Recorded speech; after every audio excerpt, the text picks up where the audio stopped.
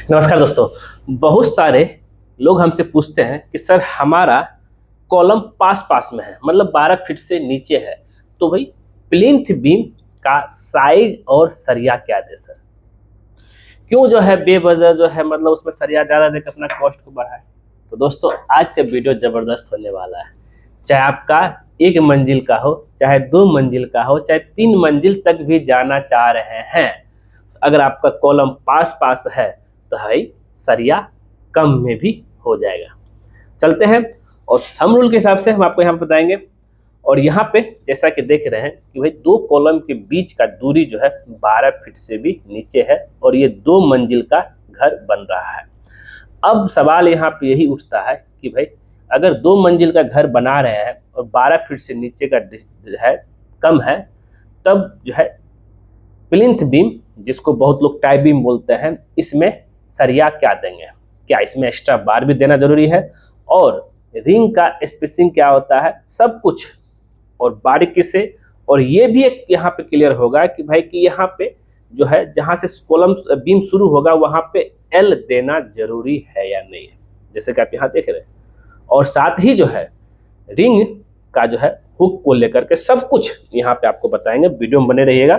मैं civil engineer Deepak Kumar स्वागत करता हूँ आपका अपना चहेता channel civil engineer Deepak Kumar में, जहाँ पे यहाँ से आप जो है बहुत कुछ सीखे हैं और भी मैं कोशिश करता हूँ कि कुछ डिटेलिंग के साथ आपको बताऊं, जिससे क्या है कि आपको सब कुछ सीखना आसान हो जाए। तो सबसे पहले बात करते हैं कि भाई अगर 2 कॉलम के बीच की हम यहाँ पे दूरी की बात कर रहे हैं, अगर 2 कॉलम के बीच की दूरी यहाँ पे ये C1 है, माफी चाहता हूँ फिर क्या खुल गया, यहाँ पे C1 है और ये C2 है। अब इसी दोनों कॉलम के बीच की दूरी जो है 12 फीट से कम है, ठीक है। तब क्या करेंगे? तब इस सिचुएशन में आपको जो है अगर 12 फीट से कम दूरी पे है, तब जो है यहाँ पे बीम का जो साइज रहेगा, प्लिंथ बीम का साइज आपका 9 इंच बाय 9 इंची का देने से भी हो जाएगा। लेकिन भविष्य में आप 2 से 3 स्टोरी हाउस, मतलब 2 से 3 मंजिल घर बनाना चाहते हैं, तो आप जो है सेफ साइड के लिए 9 इंच बाय 12 इंची का दे दीजिए। बीम का साइज क्लियर हो गया। अब यहाँ बीम हम यहाँ बना देते हैं, ये हो गया आपका बीम का साइज 9 इंच बाय 12 इंची का। और इसमें बहुत कुछ सावधानी बरतना है, ध्यान रखिएगा इस चीज को लेकर के। अब स्टील डिटेल की बात करते हैं। स्टील डिटेल इसमें सरिया क्या देंगे? स्टील डिटेल अगर 12 फीट से कम ही है, तब इसमें आपका टॉप में 2 पीस 12 mm का दे दीजिए, बॉटम में 2 पीस 12 mm का दे दीजिए, हो जाएगा। और इसमें एक्स्ट्रा बार देने की बिल्कुल जरूरत नहीं है, इसी में आपका हो जाएगा। तो 2 पीस टॉप में, जैसा कि आप यहाँ पे देख रहे हैं, और 2 पीस बॉटम में, ये 12 mm का सरिया। और बाय गलती से भी जो है 10, बहुत लोग क्या बोलते हैं 10 mm का सरिया दे देते हैं, ये गलती से भी नहीं देना है, याद रखिएगा इस चीज को लेकर। अब बात कर लेते हैं इसमें रिंग को लेकर के, रिंग कितना देना है। अब यहाँ पे हम रिंग बना देते हैं।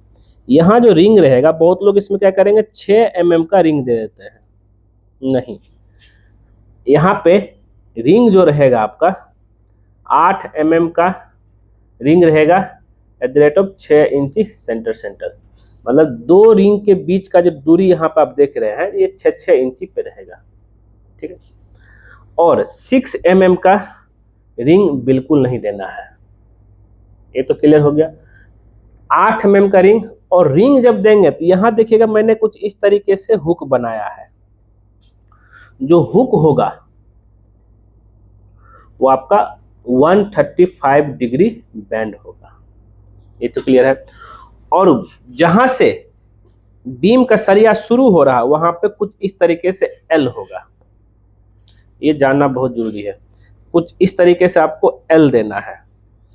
इस एल की बात करें, यहाँ पे जो कॉलम रहेगा आपका, और फिर टॉप का भी और बॉटम का भी कुछ एल देना, और ये एल जो रहेगा आपका, वो ये जो एल जाएगा इधर, स्टैंडर्ड जो रहता है 6 इंची एल रहेगा, ठीक है।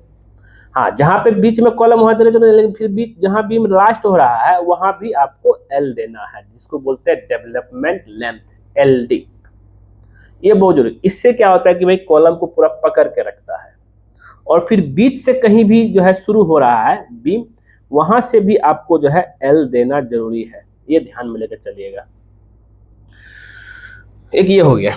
अब इसमें कुछ और जानकारी, जो कंक्रीट जो बनेगा आपका इसमें बीम के लिए, M20 ग्रेड का कंक्रीट बनेगा, जिसका रेशियो 1:1.5:3 होता है, सीमेंट सैंड एग्रीगेट। ये आपको ध्यान में लेकर चलना है। और कभी भी जो है बीम को डायरेक्ट जो है जमीन के ऊपर नहीं ढलाई करना है, हमेशा जो है आपको इसको डायरेक्ट जमीन पे नहीं, बल्कि इसको जो है जो ढलाई होगा मेरा, सबसे पहले सैंड फिलिंग कीजिए 3 इंच से 4 इंची, फिर इसके ऊपर पीसीसी कर दीजिए। फिर उसके बाद अगर ब्रिक वर्क है, डायरेक्ट नहीं करते तो आप जो इसमें ब्रिक वर्क भी कर सकते हैं, क्या दिख रहा है, और तब जाए, यानी तो पीसीसी को भी डायरेक्ट कर सकते हैं, लेकिन ब्रिक वर्क करने से फायदा क्या होगा, शटरिंग करने में, अगर सिंगल लेयर का भी करते हैं ना, शटरिंग करने में आपको आसान हो जाएगा।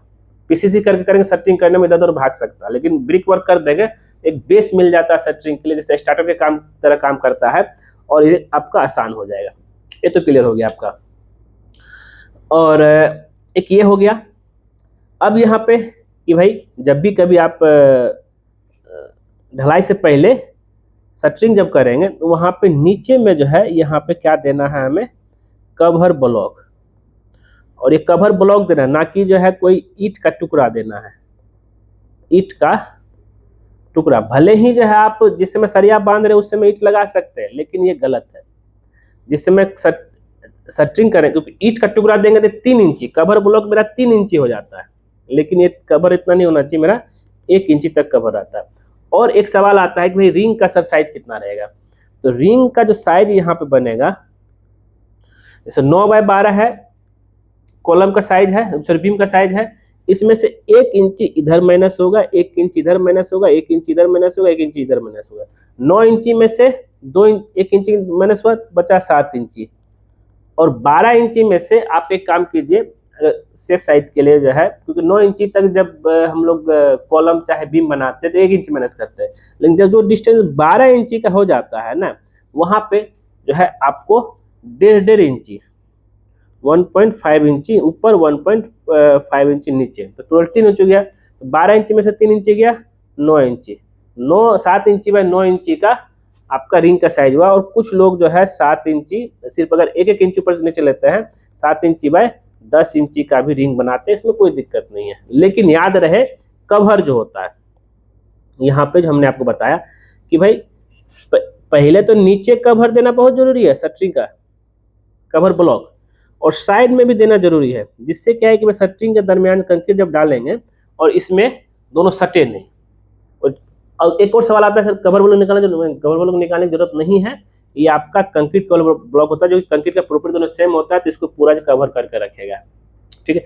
और याद रहे जब भी कभी ढलाई करेंगे, इसमें ढलाई के समय जो है कंक्रीट वाइब्रेटर जरूर इस्तेमाल कीजिए, क्योंकि क्या है कि जब कंक्रीट इसमें पोरिंग करेंगे, इसमें बहुत सारा जो है एयर वाइड बन जाता है सरिया और शटरिंग के बीच में, उसी एयर वाइड को निकालने के लिए और प्रॉपर कंपैक्शन के लिए कंक्रीट वाइब्रेटर इस्तेमाल करते हैं। और ढलाई के बाद जो है 24 घंटा के बाद आपको साइड बोर्ड खोल देना है और उसको प्रॉपर तरीके से वाटर क्यूरिंग करना है। ये water curing minimum 5 to 7 days कीजिए, और तभी जाकर के इसके ऊपर जुड़ाई कीजिए। अगर आपको काम जल्दी चाहिए तो आप जो है 3 से 4 दिन के बाद भी, जो क्योंकि नीचे तो सपोर्ट आपका रहेगा ही, 3 से 4 दिन के बाद भी जो काम शुरू कर सकते हैं। हुआ क्लियर दोस्तों? उम्मीद करते हैं दोस्तों वीडियो जरूर पसंद आया होगा, और ऐसे ही जो वीडियो, छोटी छोटी वीडियो जो है टॉपिक को लेकर के, जो कि बहुत है, जो कि नज़रअंदाज लोग करते हैं, हम लेकर आते रहूँगा। मिलते हैं आपसे नेक्स्ट वीडियो में कुछ नए टॉपिक के साथ। आज के लिए बस इतना ही, और वीडियो अगर पसंद आए जरूर इसको लाइक कीजिए, शेयर कीजिए, कमेंट कीजिए, और चैनल को ऐसे ही प्यार करते रहिए, और चैनलवा को जरूर सब्सक्राइब कर लीजिएगा। क्योंकि जैसे आप हमारे चैनल सब्सक्राइब करेंगे उसके बगल में बेल आइकन बन जाए उसको क्लिक कर दिएगा। उससे बेनिफिट बस ये होता है, जब जब सिविल इंजीनियर पकमा को नया अपडेट लेकर आएगा सबसे पहले आपके नोटिफिकेशन में दिखेगा। वीडियो देखने के लिए धन्यवाद दोस्तों।